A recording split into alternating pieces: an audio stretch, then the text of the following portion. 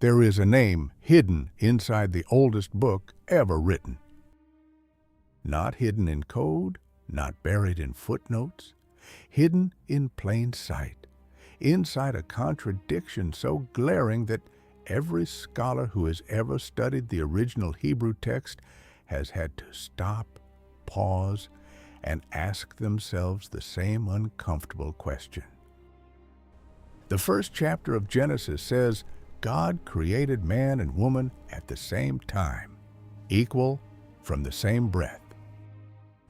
The second chapter says God formed the man first, alone from dust, and only later built a woman from his rib. One irreconcilable fracture. And for thousands of years, the people who knew what that fracture meant chose silence over truth. Picture the great academies of ancient Babylon, where rabbinical scholars worked by oil lamp through the night, debating every syllable of the sacred text. These were not careless men. They were the most meticulous readers in human history, men who counted the letters of the Torah and assigned meaning to every space between words. They saw the contradiction. They understood it. And then, in councils that left no public record, they made a decision not to explain it, but to bury it. They buried a name. They buried a story. They buried the first woman who ever walked the earth, the one who came before Eve, the one whose existence threatened everything they had built. Her name was Lilith. The ancient world knew her well. Long before the rabbis convened their silent councils, her name appeared in the clay tablets of Sumer, in the incantation bowls of Babylonia, in the amulets hung above the cradles of newborn children across the ancient Near East. She was not a fairy tale invented in the Middle Ages. She was a memory, ancient, specific, and terrifying to those in power. Civilizations separated by deserts and centuries described her with the same features, the same powers, the same defiance. When a story appears independently across cultures that never spoke to each other, that is not coincidence. That is history that someone desperately wanted erased. And they almost succeeded. For nearly 2,000 years, Lilith was reduced to superstition, dismissed as folklore, filed away in the category of things educated people are not supposed to take seriously. The texts that preserved her story were excluded from the biblical canon. The rabbis who debated her existence were instructed to close the discussion. The early church, when it inherited the Hebrew scriptures, inherited the silence too, and reinforced it with its own layers of theological concrete. It happened before that. It happened when the first woman God ever created looked at the man beside her, heard what was being asked of her, spoke the secret name of the Almighty out loud, and walked away. The rabbis called her a demon. They called her a monster. They built an entire mythology of terror around her memory, because that is what you do with a story you cannot destroy but cannot afford to let people believe. You do not silence it. You disfigure it. And then you wait, and you hope the world forgets what she really was. There is a moment in the book of Genesis that almost everyone reads right past. It is not a dramatic moment. There is no thunder, no divine fire, no angel with a sword. It is simply a sentence, quiet, almost casual, that sits in the middle of the first chapter like a splinter buried so deep under the skin you cannot see it, only feel it. Genesis 1, verse 27. So God created mankind in his own image. In the image of God he created them. Male and female he created them. Male and female, together, simultaneously, from the same act of divine creation in the same breath at the same moment. Read it carefully. Read it again. Because if you accept that verse at face value, then the story you were told about Adam and Eve, the one where Eve is built from Adam's rib, the one where she is his helper, his secondary creation, his companion fashioned after the fact, that story does not work. That story requires a woman who did not yet exist. And the question that follows is one the tradition has spent 2,000 years refusing to answer directly. If male and female were created together in Genesis 1, then who was the woman standing beside Adam before Eve ever existed? The rabbis knew. They had always known. The scholars who spent their lives inside the Hebrew text, who debated every letter and assigned mystical weight to every grammatical construction, could not have missed what was sitting in plain sight between chapter 1 and chapter 2. Genesis 2 tells a completely different story.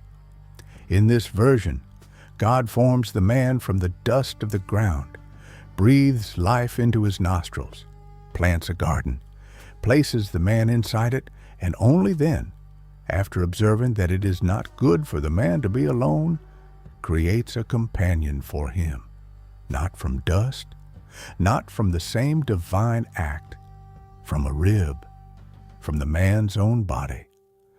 The woman in Genesis 2 is derivative. She is secondary. She comes after. But the woman in Genesis 1 was there from the beginning, equal, created in the same image, in the same moment. These two women are not the same person. They cannot be. And the rabbis, for all their ingenuity, could not make the text say otherwise, no matter how hard they tried. So they did the next best thing. They buried one of them. Not with fire, not with erasure. You cannot erase what has already been copied into 10,000 scrolls across the ancient world. They buried her with silence, with reclassification, with the slow, patient work of turning a person into a monster. They took the woman of Genesis 1, the first woman, the equal woman, and they gave her a name that had been circulating in the oldest layers of Hebrew tradition for centuries. They called her Lilith, and then they built around that name a fortress of fear so thick, so high, so expertly constructed that for nearly 2 millennia, almost no one thought to ask what was on the other side of the wall. The story of Lilith is not a story about a demon. It is a story about what happens when a truth becomes inconvenient, and about the extraordinary lengths that powerful institutions will go to in order to make sure that truth never surfaces again. Guard that thought for a moment, because before we go any further, we need to understand the magnitude of what we are dealing with. The Hebrew Bible, what Christians call the Old Testament, is not a simple document. It is a layered composite text assembled over centuries from multiple sources, edited and re-edited by scribal traditions with competing theological agendas, preserved in fragments across different communities, and translated into Greek, Latin, Aramaic, and dozens of other languages long before the printing press made standardization possible. Modern biblical scholars, not theologians, but textual critics who apply the same analytical tools to the Bible that they would apply to any ancient document, have identified at least 4 distinct literary traditions woven together inside the first 5 books of Moses. They call them the Yahwist source, the Elohist source, the Deuteronomist source, and the priestly source. The creation accounts in Genesis 1 and Genesis 2 come from 2 of these different traditions. They were written by different hands in different centuries with different theological purposes. And when the final editors assembled the text into the form we have today, they did not harmonize the contradictions. They left them. Whether by accident or by design, they left a seam. And through that seam, if you know where to look, you can see everything they tried to hide. Now think about what it means for that seam to exist. The people who compiled the final version of Genesis were not careless. They were among the most careful, the most deliberate, the most theologically sophisticated editors in the ancient world. They knew there were 2 creation stories. They chose to include both. Some scholars argue this was an act of humility, a recognition that no single tradition owned the whole truth, and that the tension between competing accounts was itself a form of sacred honesty. Others argue it was a political compromise, that 2 powerful factions within ancient Israelite religion each insisted their version of creation be preserved, and that the editors had no choice but to include both or risk tearing the community apart. But there is a third possibility, one that the tradition has been slower to acknowledge. Perhaps the seam was left deliberately as a marker, a trace, a thread that the initiated were meant to follow. A signal buried in the text for those with eyes trained to see it, pointing toward the story that had been officially suppressed but could never be fully destroyed. The Hebrew word used in Genesis 1 for the creation of humanity is bara, a word reserved exclusively in the biblical text for divine creative acts, acts that produce something genuinely new, something that did not exist before. Bara is not used casually. It is not used for the making of tools, the building of cities, or the fashioning of ordinary things. It is the word for what God alone does when God reaches into nothingness and calls something into being. And in Genesis 1 verse 27, that word is applied to both of them, male and female, equally, simultaneously, in the same act. Whatever was created in that moment was not a hierarchy. It was not a master and a helper. It was a pair, born from the same divine impulse, stamped with the same image, breathed into existence by the same breath. When Genesis 2 later says that God formed the woman from Adam's rib, it uses an entirely different vocabulary, bana, meaning to build, to construct, to assemble from existing material.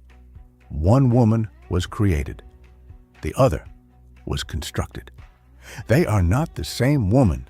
They were never meant to be. And here is where everything begins to scale. Because if the woman of Genesis 1, the created woman, the equal woman, the woman made from the same dust in the same divine act, if she is a real figure in the tradition, then her absence from the rest of the narrative is not an oversight. It is a wound. It is the shape left behind when something is surgically removed from a text. Her absence is the proof of her existence, in the same way that a gap in a wall tells you exactly where the door used to be. The rabbis of the Talmudic period debated this. The Kabbalists of medieval Spain built entire cosmological systems around it. The authors of texts like the Alphabet of Ben Sira, a document so controversial that rabbinic authorities argued for centuries about whether it should be read at all, preserved her name, her story, and the specific moment when everything between Adam and his first wife collapsed beyond repair. That moment will change the way you read the opening pages of the Bible for the rest of your life. But we are not there yet. First, you need to understand exactly how deep the silence goes, and why the people who built it were so desperate to make it hold. Open the book of Genesis and read it the way a detective reads a crime scene. Not with reverence, not with the comfortable familiarity of a story you think you already know, but with cold, precise attention to every detail that does not fit. Because when you read it that way, when you slow down and actually look at what the text says versus what we have all been told it says, something extraordinary happens. The architecture of the narrative begins to crack.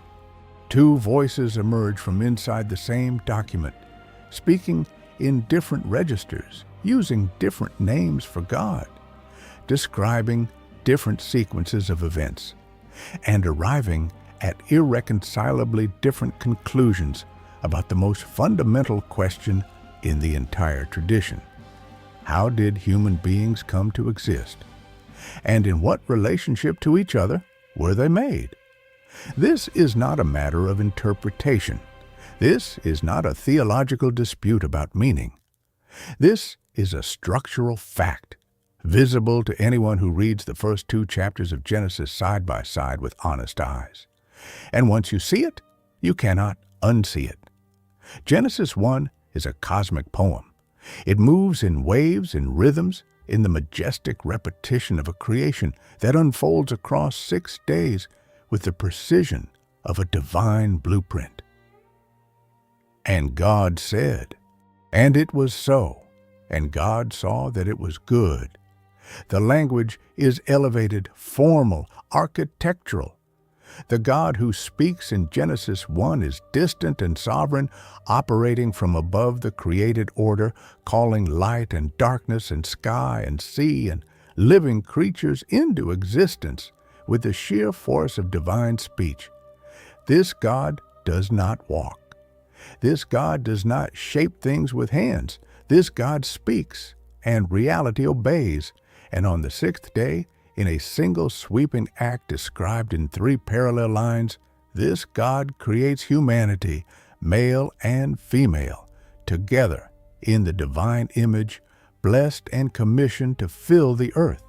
No sequence, no hierarchy, no delay between the man and the woman. One act, one moment, one equal creation. The Hebrew is unambiguous. Zakar unekava bara otam. Male and female, he created them. Past tense, plural, simultaneous. Now, stop. Close the first chapter, open the second, and watch what happens to the world you just built. The cosmic distance of Genesis 1 collapses immediately. The God of Genesis 2 is not a voice speaking from beyond the firmament. This God is a craftsman, a gardener, a being who bends down into the dirt and shapes things with intention and care. The Hebrew name used for God in Genesis 2 is not Elohim, the plural, majestic, transcendent name used throughout Genesis 1. It is YHWH Elohim, the personal, intimate, covenantal name, the name that vibrates with relationship and presence. This is a different theological tradition speaking. This is a different community's understanding of who God is and how God operates. And the creation sequence it describes is not just different from Genesis 1. It directly contradicts it. In Genesis 2, the man is formed first, alone, before any vegetation exists, before the animals exist, and long before any woman enters the picture. The woman does not arrive until verse 22, not as a simultaneous co-creation, but as a solution to a problem. The man is lonely. The animals do not satisfy his need for companionship, And so God builds the woman, Banah, constructs her, from the man's rib, from his existing material, as a supplement to what was already there. Now ask yourself the question the tradition has been avoiding for 2,000 years. Who was with Adam between Genesis 1 and Genesis 2? If Genesis 1 clearly states that male and female were created at the same time, and Genesis 2 just as clearly states that the woman was created after a long period during which the man was alone, then there must have been a woman in the garden before Eve, not a symbolic woman, not a metaphorical woman, a real created, equal to Adam woman who appears in chapter 1, disappears between the chapters, and is never mentioned again in the canonical text. Her removal from the narrative is so complete that most readers never notice the gap. But the gap is there. It is enormous, and it has a shape, the shape of a person who was edited out. The documentary hypothesis, the academic framework developed over more than 2 centuries of rigorous textual scholarship, identifies the two creation accounts as originating from distinct literary sources. Genesis 1 through chapter 2, verse 3, comes from what scholars call the priestly source, a tradition associated with the temple priesthood in Jerusalem, likely compiled during or after the Babylonian exile in the 6th century before the Common Era. Genesis 2, verse 4 onward, comes from the Yahwist source, one of the oldest narrative traditions in the Hebrew Bible, thought to originate in the southern kingdom of Judah centuries earlier. These two sources had different theological priorities, different images of God, and different understandings of human origins. When the final editors of the Pentateuch assembled the Torah into its canonical form, they placed these two accounts back to back, seemingly without concern for the contradiction between them. Why? Because by that point, the tradition had already developed its answer. The two women had already been collapsed into one. The first woman had already been given a name, a story, and a very specific reason for her disappearance. A reason designed to make her absence feel like a consequence rather than an erasure. The name they gave her was Lilith. And the moment you understand where that name comes from, the entire architecture of the suppression becomes visible. The word Lilith appears only once in the entire canonical Hebrew Bible, in Isaiah 34, verse 14, a passage describing the desolation of Edom, a land cursed and abandoned by God. The verse lists the creatures that will inhabit the ruined landscape: wild beasts, jackals, ostriches, and then, almost in passing, Lilith. Most English translations render this word as screech owl or night creature or night bird, a choice that is revealing in itself. The translators who produced the King James Version in the early 1600s, the scholars of the New International Version, the committees behind nearly every major English translation, all of them looked at the word Lilith and chose an animal over a person, because a bird is safe. A bird does not threaten the theology. A bird does not ask why she was removed from the garden. But the Hebrew tradition knew exactly what Lilith meant in that verse. And it was not a bird. The root of the word Lilith connects to the Hebrew Lael, meaning night.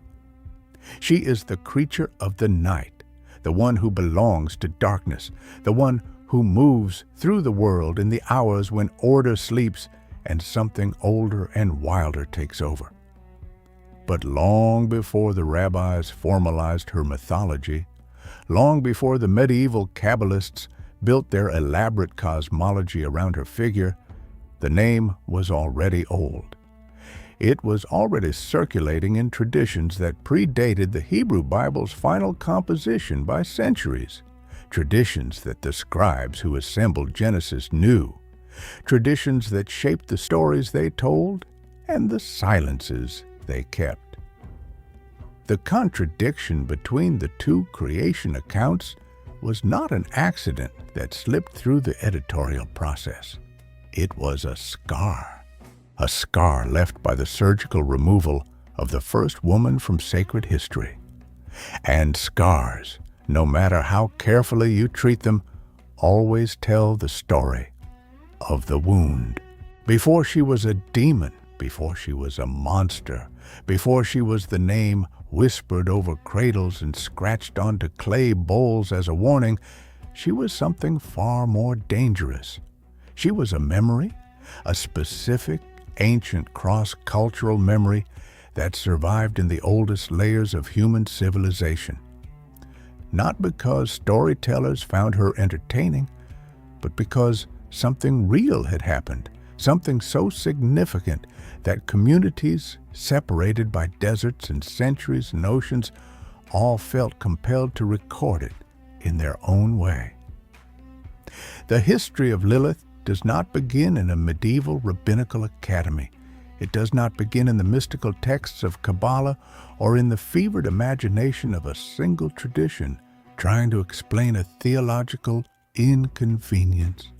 It begins in the mud brick cities of ancient Mesopotamia, in the oldest writing system ever invented, in clay tablets pressed 4,000 years ago, by hands that had no connection whatsoever to the Hebrew Bible and no reason to invent a figure that would, centuries later, align so precisely with the gap in Genesis.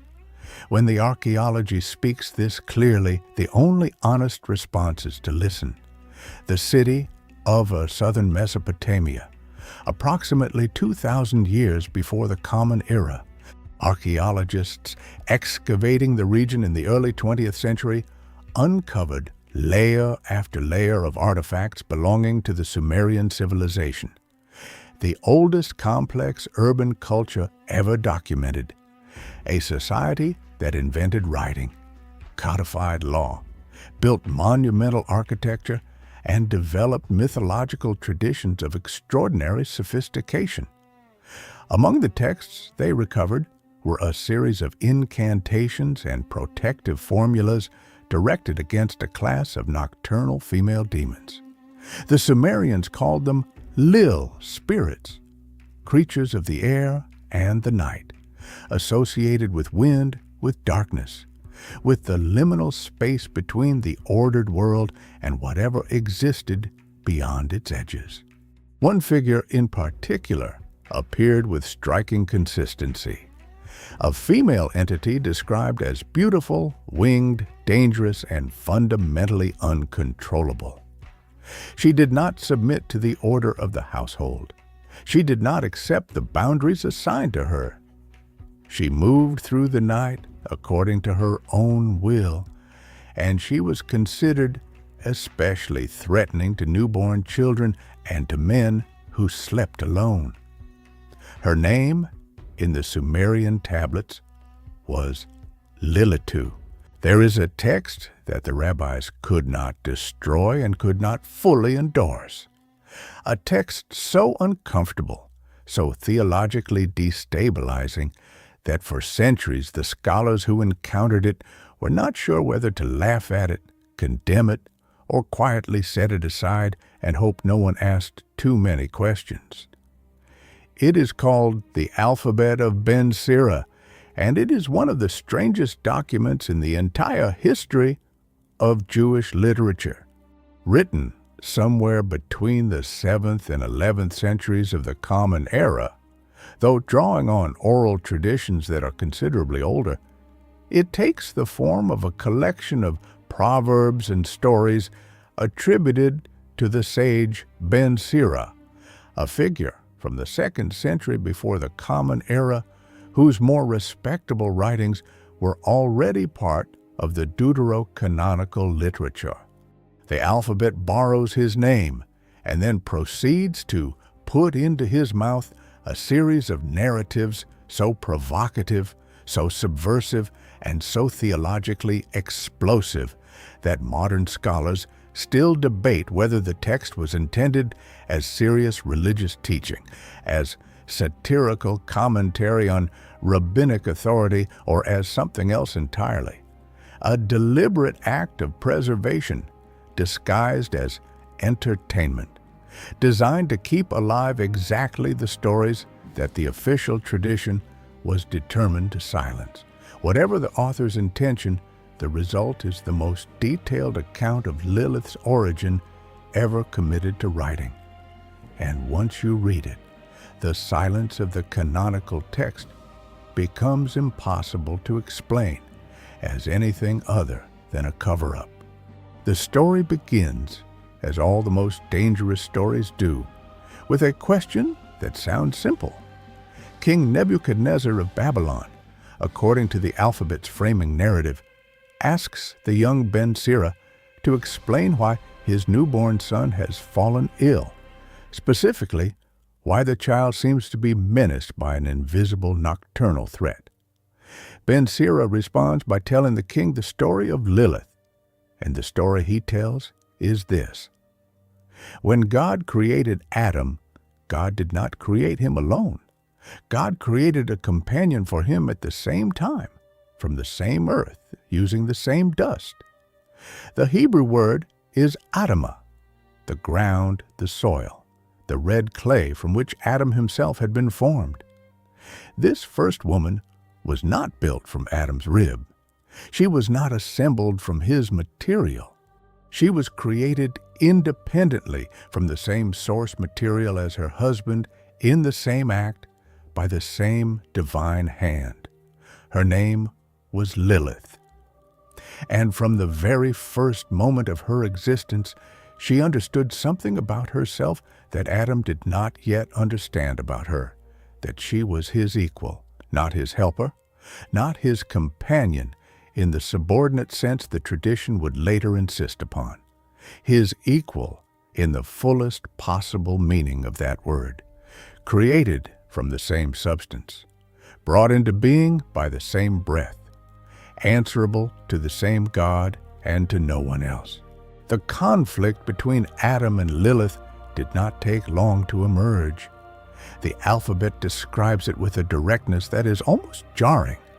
There is no diplomatic softening, no attempt to assign blame to external forces or cosmic misalignment. Adam wanted to lie with Lilith, and when he approached her, he insisted on a specific position, that she lie beneath him, that she occupy the subordinate physical posture that would, in the symbolic language of the ancient world, enact in their bodies the hierarchy he believed existed between them. Lilith refused. Her refusal was not framed as rebellion against God. It was framed as a simple, declarative statement of fact. She said, "I will not lie beneath you. We were created from the same earth, at the same moment, in the same act of divine creation. Neither of us came from the other. Neither of us is above the other. We are equal." And she used a specific Hebrew construction to make this argument, one rooted not in desire or emotion, but in the logic of origins. She was not angry. She was precise. And her precision was the most terrifying thing about her, because it could not be argued with. It could only be silenced. Adam's response to Lilith's refusal was to appeal to authority. He complained to God. He told God that his companion would not submit to him, that she defied his authority, that she refused to accept the order he believed had been established between them.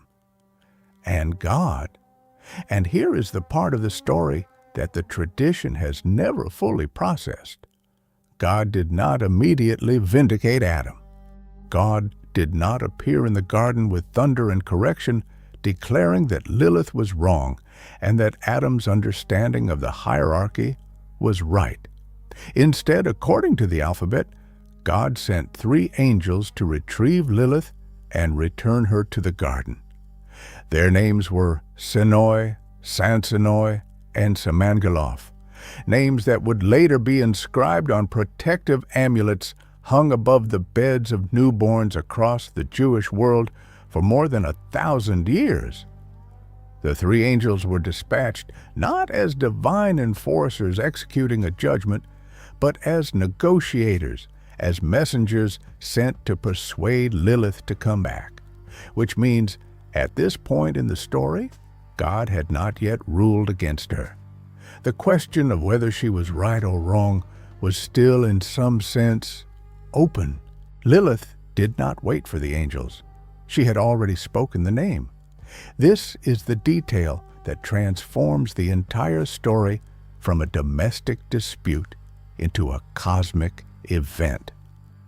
According to the alphabet, in the moment of her refusal, in the moment when she chose to leave rather than submit, Lilith pronounced the ineffable name of God, the name that was never to be spoken aloud, the name written as 4 Hebrew letters, Yod, He, Vav, He, the Tetragrammaton, YHWH, the name so sacred that the Jewish tradition substituted other words for it in reading and in prayer, that its correct pronunciation had been lost precisely because it was never allowed to be spoken.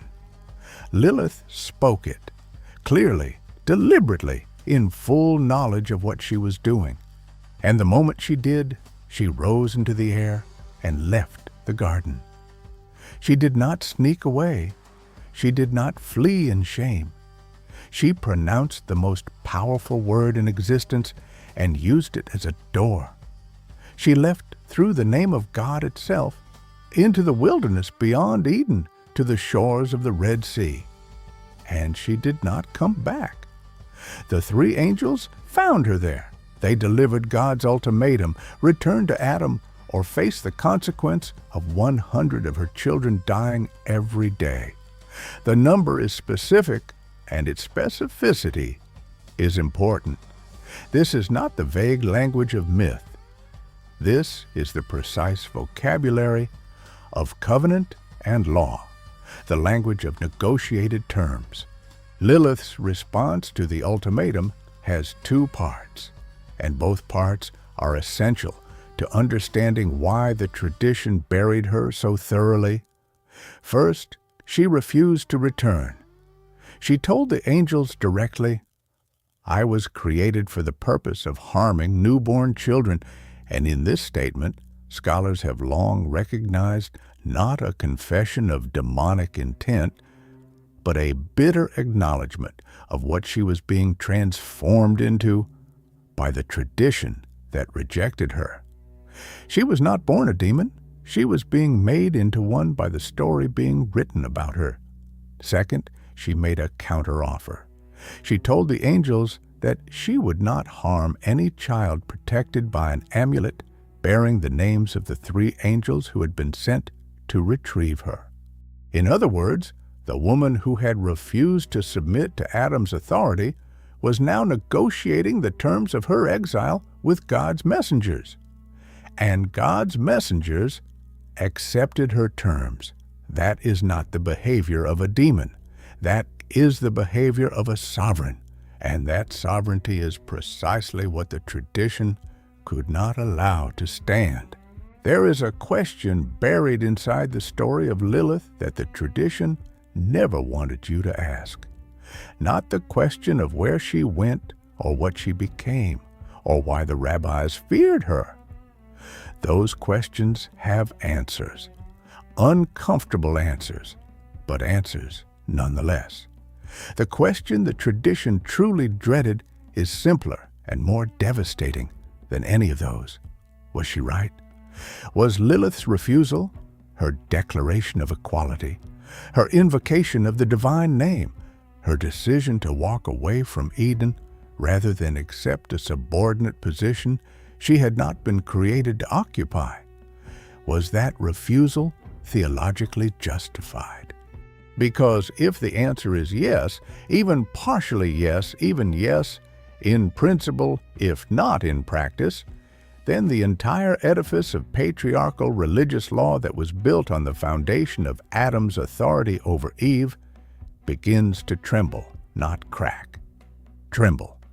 And a trembling foundation is the most dangerous kind, because the people living in the structure above it will do absolutely anything to stop the shaking. They will bury inconvenient texts. They will transform sovereign women into night demons. They will rewrite the story of creation itself. And they did.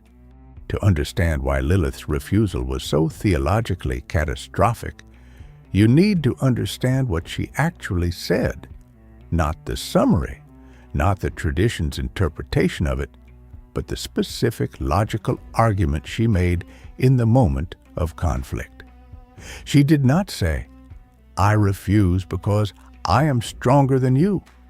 She did not say, "I refuse because I do not love you." She said, "We were created from the same substance at the same moment by the same act of divine will." The Hebrew concept she was invoking is rooted in the word shaveh, equal, equivalent, of the same measure. Her argument was not emotional, it was ontological. It was a claim about the of being itself, about what she was at the level of her creation before any role or relationship had been assigned to her. She was saying, before I am a wife, before I am a companion, before I am anything you need me to be, I am a creature made directly by God from the same earth as you. And no argument about domestic arrangement can override what I am at the level of my origin. The rabbis who later dismissed this as demonic pride were not engaging with the argument. They were afraid of it. The act that sealed her fate, the pronunciation of the divine name, requires a separate examination, because it is almost certainly the most theologically loaded moment in the entire story. The tetragrammaton, the 4 Hebrew letters Yod, He, Vav, He, is not simply a name in the ordinary sense of the word. In the framework of ancient Hebrew mysticism, it is the name by which reality itself is structured. The Kabbalistic tradition teaches that the Hebrew letters are not arbitrary symbols assigned to sounds. They are the building blocks of creation, the actual language in which God spoke the universe into existence. To know the true pronunciation of the divine name was, in this framework, to possess a key to the architecture of reality. The rabbis taught that the name had been pronounced aloud by the high priest in the temple in Jerusalem only once per year, on Yom Kippur, the Day of Atonement, in the innermost chamber of the sanctuary. And even then it was spoken so softly that it could not be heard by those standing immediately outside. The idea that Lilith, a newly created being standing in the garden at the very beginning of human history, simply spoke this name aloud, clearly, deliberately, and used it to depart. That is not a detail that belongs in a fairy tale. That is a statement about of her knowledge. She knew the name. She knew what it was. She understood its power with a precision that Adam, in that moment, apparently did not possess. And she used it as an act of self. Now ask yourself why that detail was preserved. The authors of the Alphabet of Ben Sira were not careless writers. They were working within a tradition that regarded every word of sacred text as intentional and significant. If they included the detail of the divine name, they included it because it was part of the story they had received, part of the tradition that had been passed down through channels the official canon had tried to close. And what that detail tells us is this: Lilith's departure from Eden was not an act of ignorance or pride or demonic rebellion. It was an act of gnosis, of knowledge. She knew something in that moment about herself, about the name, about the structure of divine creation. That gave her the capacity to leave. The tradition that buried her story was not burying a monster. It was burying a woman who knew too much. And knowledge in the ancient world was always the most dangerous thing a woman could possess. The theological implications of Lilith's rebellion extend far beyond her personal story. They reach into the foundational questions of how Jewish, and by extension, Christian and Islamic, religious law understands the relationship between human beings and divine authority. The standard rabbinic interpretation of the Eden narrative places human submission to divine order at the center of everything. The man submits to God. The woman submits to the man. The hierarchy is clear, it is divinely ordained, and it is the foundation upon which all subsequent law is built. Lilith's story ruptures this framework at its base, because in her story, God does not immediately declare her wrong. God sends messengers to negotiate. God allows her terms. God accepts a counteroffer from a being who refused to submit. If God had simply condemned Lilith on the spot, struck her down for her defiance, the tradition could have absorbed the story without difficulty. It would have been a cautionary tale about the consequences of rebellion. But that is not what the story says. The story says God negotiated. And a God who negotiates with the defiant woman is a God whose authority is more complex, more relational, and more uncomfortable than the tradition built on absolute patriarchal hierarchy could afford to acknowledge. There is one more layer to Lilith's refusal that the tradition buried deepest of all, and it is this: she never repented. Every other figure in the biblical tradition who defies divine order eventually faces a moment of reckoning, a punishment, a transformation, a return to submission. Adam and Eve are expelled from Eden, but they remain within the covenant. Cain kills his brother, but receives a mark of protection. Even the fallen angels of Genesis 6, chapter 2, the sons of God who descended to take human wives, are eventually dealt with through the mechanism of the flood. But Lilith is simply gone. She leaves, she negotiates her terms, and she lives. She is not destroyed. She is not redeemed. She is not returned to the order she rejected. She exists permanently outside the structure, a living theological problem that the tradition could not solve and therefore chose to disfigure. They turned her into a demon, not because she was one, but because a sovereign woman living freely outside the divine hierarchy was more frightening than any monster they could name.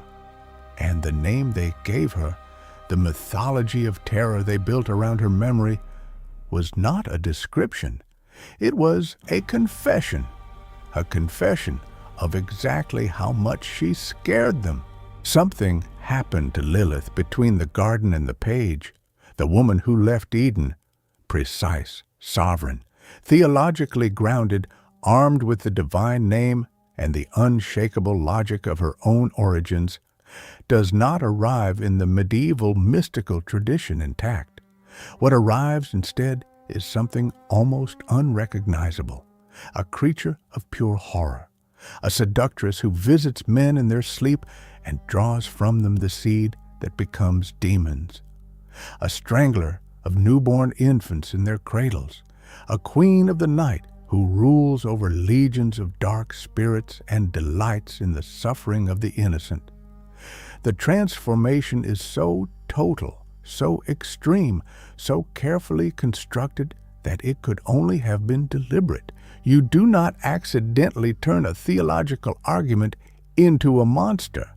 You do it on purpose, with intention, with the specific goal of making sure that no one who encounters the monster ever thinks to ask what it used to be before the disfigurement began. The history of how Lilith became the demon queen of Jewish mysticism is not a history of myth evolving naturally over time. It is a history of institutional violence committed against a memory, and the evidence of that violence is written into every exaggeration, every horror, every layer of terror piled onto her name across the centuries. The earliest post-biblical elaborations of Lilith's demonic character appear in the Babylonian Talmud, compiled between the 3rd and 6th centuries of the Common Era.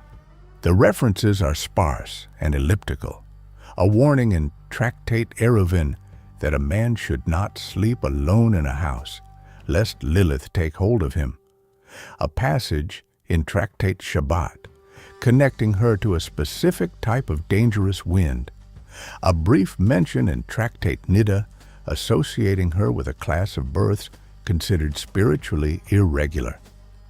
These are not extended mythological narratives. They are the textual equivalent of keeping a door locked without explaining what is behind it. Brief, authoritative warnings that assume the reader already knows enough to be afraid and does not need the full story. The full story was being preserved elsewhere, in the oral traditions that the Talmud's editors chose not to formalize, in the folk practices surrounding childbirth and sleep that continued in Jewish communities across the diaspora for centuries without official endorsement or explanation. The Zohar, the central text of Kabbalistic mysticism, attributed by tradition to the 2nd century sage Shimon bar Yochai, but almost certainly composed in 13th century Spain by the mystic Moshe de Leon, is where Lilith's transformation reaches its most elaborate and cosmologically significant form. In the Zohar's framework, the universe is structured as a series of divine emanations, a cascade of sacred energies flowing from the infinite God downward through successive levels of reality. At the lower end of this cosmic hierarchy, in the realm of the shells, the kelipot, the husks or coverings that exist as the dark mirror of divine light, Lilith reigns as queen. She is paired in the Zohar not with Adam, but with Samael, the great adversarial angel, the divine prosecutor, the being associated with the left side of the cosmic tree. Together, Lilith and Samael form a demonic couple that mirrors and parodies the divine union of the masculine and feminine aspects of God. She is not simply a dangerous creature in this framework. She is a structural principle of the universe, the embodiment of the unbalanced feminine, the divine energy that separated from its proper place and became, in its exile, the source of all impurity and darkness in the created world. The specific demonic behaviors attributed to Lilith in the Zohar and the broader Kabbalistic literature deserve careful attention because each of them maps precisely onto an aspect of her original story that the tradition found threatening. She visits men in their sleep and draws from them involuntary emissions of seed.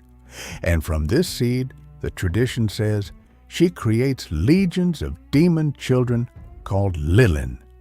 This is the tradition's answer to the Alphabet of Ben Sira's account of her 100 children dying daily.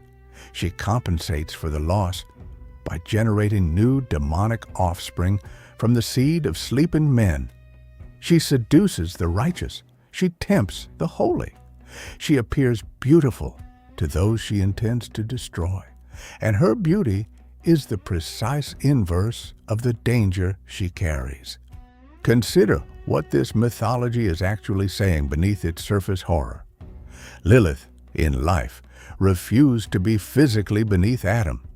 In death, in her demonic afterlife, she is described as approaching men from above in their sleep when they have no capacity to refuse her. The tradition took her act of refusal and inverted it. It took her sovereignty and transformed it into predation.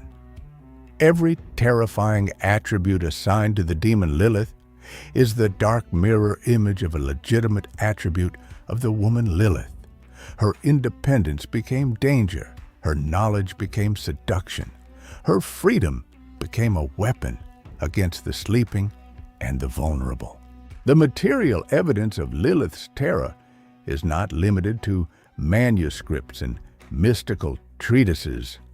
It is written in clay and metal and ink, in the physical objects that ordinary Jewish families used to protect themselves and their children for more than 1,000 years. The incantation bowls of Babylonia, already mentioned in connection with her ancient Near Eastern origins, continued to be produced in Jewish communities well into the Islamic period.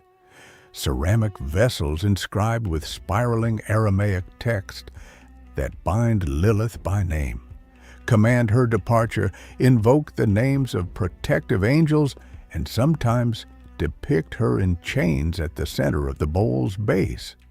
The protective amulets hung above the beds of newborn children, inscribed with the names Senoi, Sansanoi, and Samangelof, the three angels from the Alphabet of Ben Sira, were in common use in Jewish communities across Europe and the Middle East, from the medieval period well into the early modern era, and in some communities into the 20th century. These were not exotic ritual objects.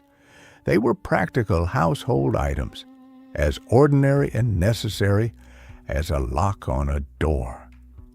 The fear of Lilith was not a theological abstraction for the people who made and used these objects. It was a daily reality, embedded in the routines of birth and sleep and childhood in a way that no amount of official religious skepticism had ever managed to dislodge. And here is the question that the existence of all these amulets and bowls and Kabbalistic treatises forces us to ask. Why did the tradition work so hard? If Lilith were simply a folk superstition, a colorful piece of popular mythology with no serious theological weight, the rabbinical authorities would have dismissed her with the same confident wave of the hand they applied to dozens of other folk beliefs that did not align with normative Jewish teaching. Instead, they integrated her into the highest levels of mystical cosmology. They gave her a place in the structure of the universe. They wrote about her at length in their most sacred and authoritative texts. They accepted, implicitly, the amulet traditions that invoked her name as a real threat requiring real protection. The rabbis who buried Lilith did not bury her because they thought she was nothing. They buried her because they knew she was something. They knew the story was real enough and dangerous enough and structurally threatening enough to the order they had built that simple denial was insufficient. You do not build a fortress around a rumor. You build a fortress around a truth. There are moments in history when two institutions that disagree about almost everything suddenly find themselves in perfect, silent agreement. No formal council, no signed document, no public declaration of shared purpose. Just a convergence of interests so powerful, so mutually reinforcing, that the two traditions move in the same direction without ever needing to coordinate. The burial of Lilith was one of those moments. Judaism and Christianity, traditions that spent centuries in bitter theological conflict, that disagreed about the Messiah, about the law, about the of God, about virtually every question of doctrine and practice that mattered, agreed, without ever formally discussing it, that the story of Adam's first wife needed to stay buried. They agreed because they had built the same structure, different materials, different architects, different theological vocabularies, but the same load-bearing wall at the center of everything. And that wall was the subordination of women to men, grounded in the narrative of Eve's secondary creation, authorized by the text of Genesis 2. Lilith's story did not just complicate that wall, it demolished the foundation it stood on. And neither tradition could afford to let the demolition proceed. To understand the Christian side of the burial, you need to understand what the early church did with the creation narrative and why it mattered so much to them. The Apostle Paul, writing in the middle of the 1st century of the Common Era, invoked the Genesis creation account in 2 of his most significant letters in ways that would shape Christian theology for 2,000 years. In his first letter to the Corinthians, chapter 11, verse 8 and 9, he writes, "For man did not come from woman, but woman from man. Neither was man created for woman, but woman for man." In his first letter to Timothy, chapter 2, verse 13, he repeats the argument, "For Adam was formed first, then Eve." Paul's theology of gender hierarchy is built entirely on the narrative of Genesis 2, the version in which Eve is secondary, derivative, created after and from Adam. He does not acknowledge Genesis 1.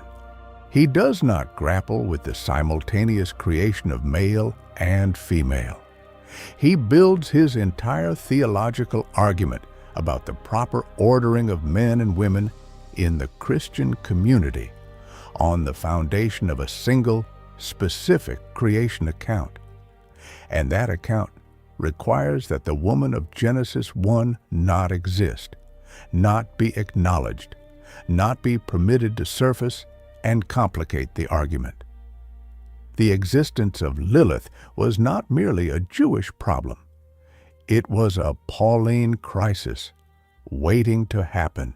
The Church Fathers, who systematized Christian theology in the 2nd, 3rd, and 4th centuries of the Common Era, inherited Paul's framework and built it into the architecture of Orthodox belief with increasing rigidity.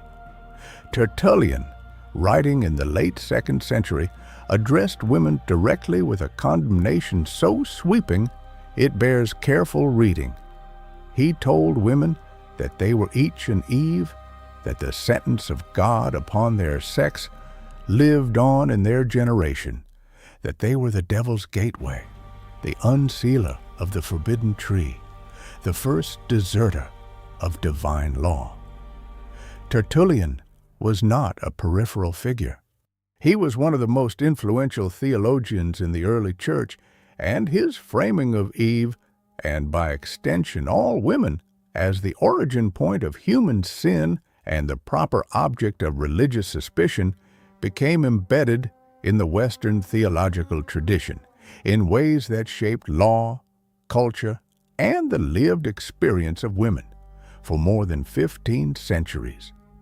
A theology this dependent on Eve's guilt could not survive the introduction of Lilith, because if there was a first woman before Eve, a woman who never ate the fruit, who never deceived anyone, who left the garden not through disobedience, but through a principled assertion of her own created equality, then the entire edifice of female culpability built on Eve's story begins to collapse. On the Jewish side, the suppression operated through different mechanisms, but toward the same end. The rabbinic tradition that crystallized in the Talmudic period, roughly the 2nd through 7th centuries of the Common Era, was engaged in the monumental project of reconstructing Jewish religious life after the destruction of the Second Temple in Jerusalem in the year 70 of the Common Era. The temple had been the center of Jewish practice, the physical location where the divine presence dwelled, the institution around which the entire sacrificial system and priestly hierarchy revolved. Its destruction created a crisis of authority that the rabbinic movement resolved by transferring that authority to the text, to the interpretation of Torah, and to the scholar sages who commanded that interpretation. The rabbis who built this new system were creating something that needed to last, a portable, textual religion that could survive without a geographic center, a temple, or a priestly class. And the social order they encoded into that system was, without exception, patriarchal. Women could not be witnesses in a rabbinic court. Women could not initiate divorce. Women were exempt from time-bound positive commandments, a legal category that had the practical effect of excluding them from much of the communal religious life that defined membership in the covenant community. This was not incidental to the rabbinic project. It was structural, and a story about the first woman in history demanding equality, pronouncing the divine name, and walking away from the man God had placed her beside. That story was not merely inconvenient. It was a direct challenge to the legal and social architecture the rabbis were constructing. The mechanism of suppression they chose was elegant in its simplicity. They did not burn the texts that preserved Lilith's story. They could not. Those texts were already too widely distributed, too deeply embedded in the folk traditions of communities across the diaspora. Instead, they did two things simultaneously. First, they excluded her story from authoritative canon. The Alphabet of Ben Sira and related texts were never granted the status of sacred scripture, never included in the list of texts whose study was obligatory or whose authority was binding. They were permitted to circulate, but always with the implicit label of secondary, peripheral, not quite reliable. Second, they ensured that whenever her name appeared in a serious religious context, it appeared in the context of danger and defilement. The Talmudic references to Lilith are not theological discussions about her or her story. They are hygiene warnings, sleep regulations, birth taboos. She is treated not as a figure whose story raises important questions, but as a pathogen to be avoided.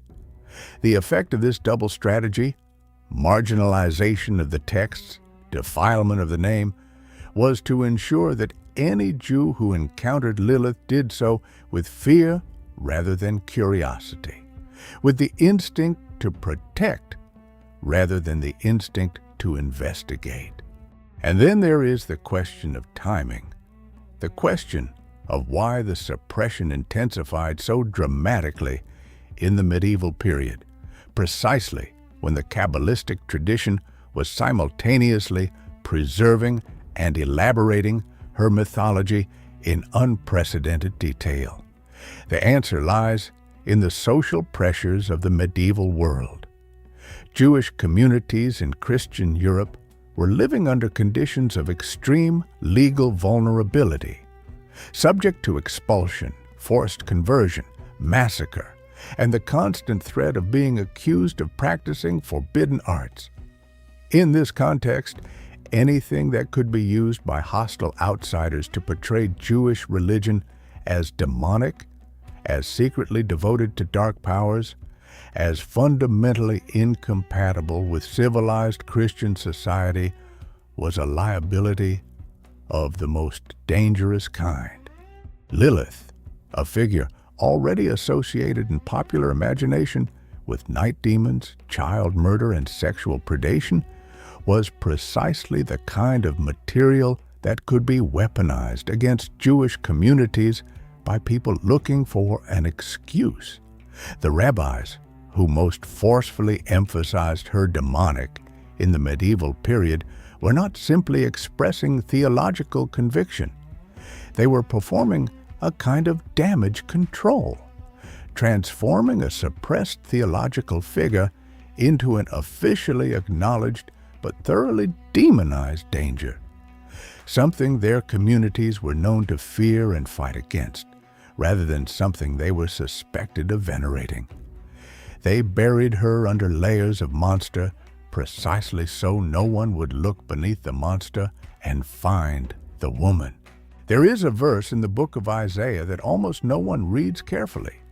It sits in the middle of chapter 34, a passage describing the total desolation of Edom, a land so utterly abandoned by God that it becomes a wilderness, inhabited only by creatures of chaos and darkness. The verse lists them one by one: the desert owl, the screech owl, the raven, the jackal, the ostrich. And then, almost in passing, it names something else, something the translators have spent centuries trying to render as an animal, as a bird, as anything other than what the Hebrew actually says.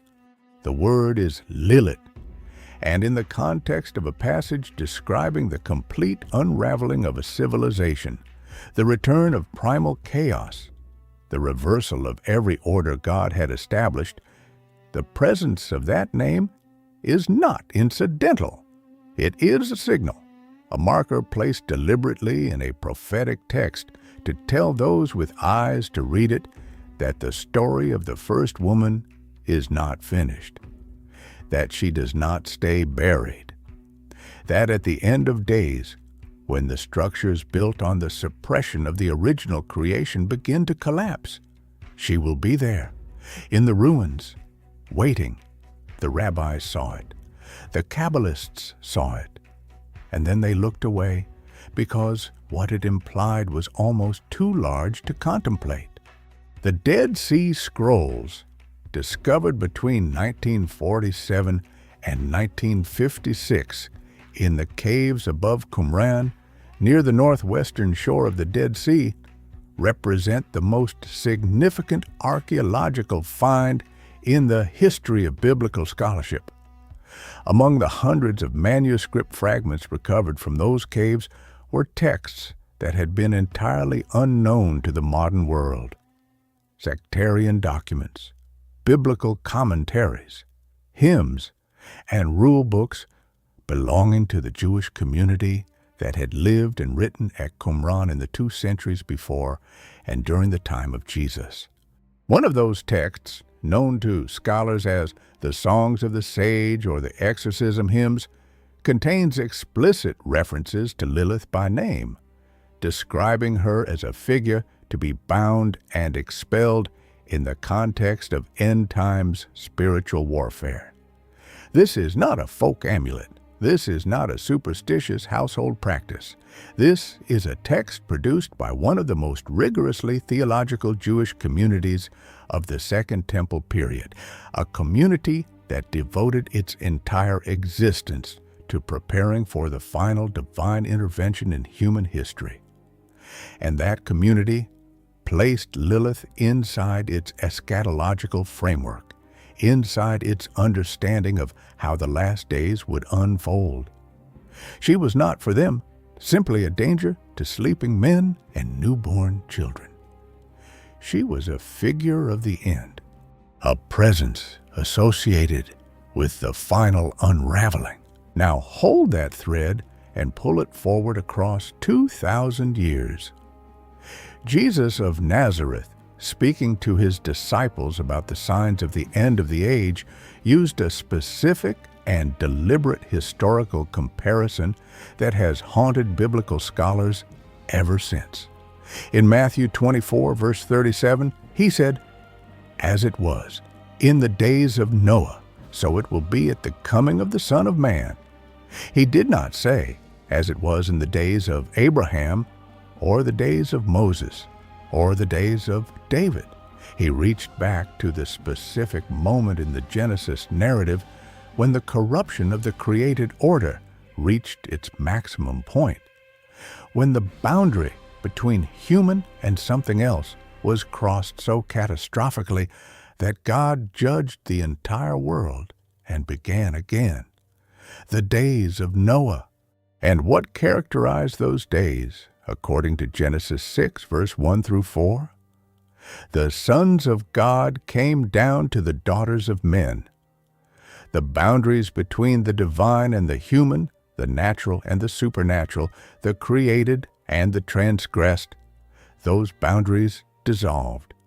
The result was a world so corrupted in its fundamental that God looked at it and saw that the experiment of creation as it had been constituted could not continue.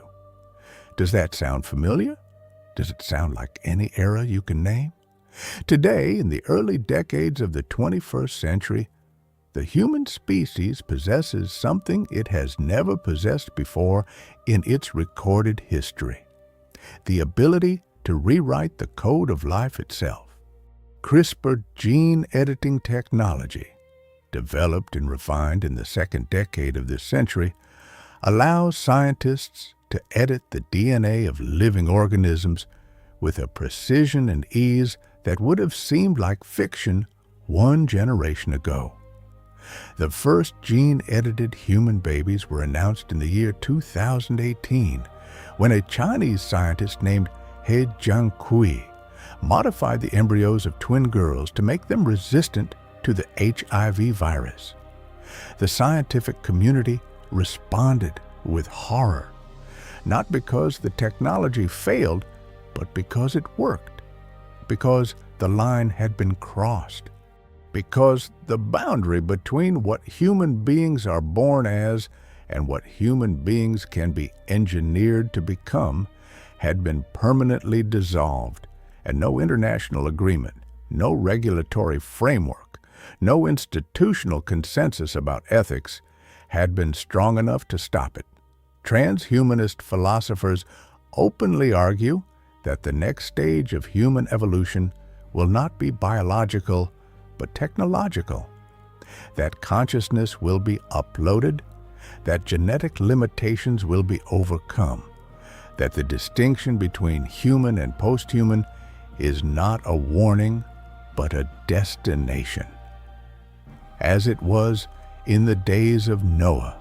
But here is the connection that the tradition that buried Lilith never wanted you to make. The story of Lilith is not only a story about gender hierarchy or institutional suppression or the politics of ancient religious canon. It is a story about what happens when the original order of creation is violated, when beings created equal are forced into hierarchies they were never designed to occupy, when knowledge is weaponized as a tool of control, when the structures built by those in power require the erasure of those who threaten them. Lilith did not corrupt the garden. She left it rather than corrupt herself. The corruption came after she was gone. It came with the serpent, with the fruit, with the fall, with the subsequent 6 chapters of Genesis describing how quickly the world built on her erasure descended into fratricide in Genesis 4, and then into the total dissolution of Genesis 6. The world that forgot its first woman did not become more ordered, it became more violent. The suppression did not protect the creation, it accelerated its unraveling. And if the prophets are right, if Isaiah's placement of her name in a passage about total civilizational collapse is intentional, if the Qumran community's eschatological texts are accurate, if Jesus' warning about the days of Noah means what it appears to mean, then the return of what was buried is not a metaphor. It is a timetable. The story was not buried by accident. It was not lost through negligence or forgotten through the ordinary attrition of time. It was deliberately, systematically, institutionally suppressed by 2 of the most powerful religious traditions in human history, working in parallel across centuries because the truth it contained was incompatible with the world they were building.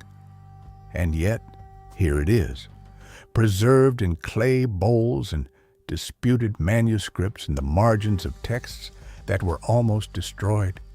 Preserved in the gap between Genesis 1 and Genesis 2, that 2,000 years of commentary could not close. Preserved in the name that keeps surfacing in every generation, in every tradition, in every culture that has ever looked at the darkness beyond the edge of the ordered world and seen something looking back. She was the first woman. She was created equal. She refused to be less than what she was. She spoke the name of God and walked through it into the wilderness. And the wilderness, it turns out, was not her punishment. It was her kingdom. The rabbis buried her because they understood at some deep and unspoken level that the story of Lilith is not a story about the past. It is a story about what has always been coming. The question is not whether you believe she existed. The question is whether you are ready for what happens when the buried things rise.